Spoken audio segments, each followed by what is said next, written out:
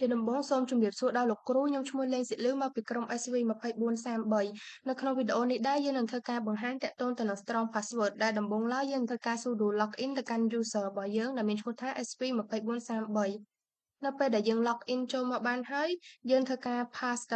ដើម្បីធ្វើការ change password តែនៅក្នុងការ change password ទាក់ទងទៅនឹង Strong Password នេះដែរគឺយើងបានកំណត់ retry ស្មើ3អញ្ចឹងយើងអាចretry ទាក់ទងនឹងការ change password នោះបានចំនួន3ដងក្នុងមួយលើកចឹងទៅដំបូងគឺយើងតេស្តជាមួយនឹង min len ស្មើ8ដែលយើងបានកំណត់បន្ទាប់មកគឺចូលមកកាន់ decredit ស្មើដក1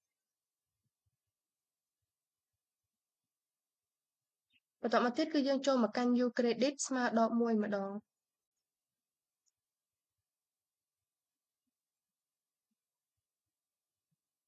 ចឹងហើយការ retry password របស់យើងវាដល់3ដងហើយអញ្ចឹងយើងធ្វើការ passwd ម្ដងទៀតដើម្បី testing ជាមួយនឹង credit ស្មើដក1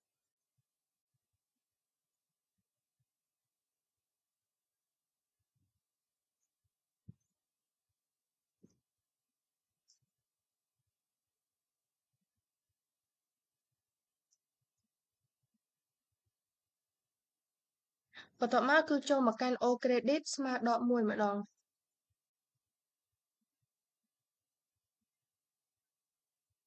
ต่อមកគឺចុងក្រោយទាក់ទងទៅនឹង default ដែលបានន័យថាយើងអាចដាក់នៅ password ថ្មីហ្នឹងដែលវាដូចគ្នាទៅនឹង password ចាស់របស់យើងឯងនៅពេលដែលយើងដាក់វានឹងបង្ហាញថា the password is the same as the old one អញ្ចឹងហើយយើងធ្វើការបញ្ចូលនៅ password មួយទៀតដើម្បីធ្វើការ change ឲ្យបានត្រឹមត្រូវដែលមានត្រូវតាមការលក្ខខណ្ឌកំណត់ហើយជា strong password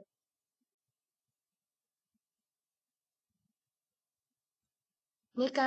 រ change password របស់យើងបានជោគជ័យហើយដែលជាការ change ចូលទម្រង់ strong password សូមអរគុណលោកគ្រូ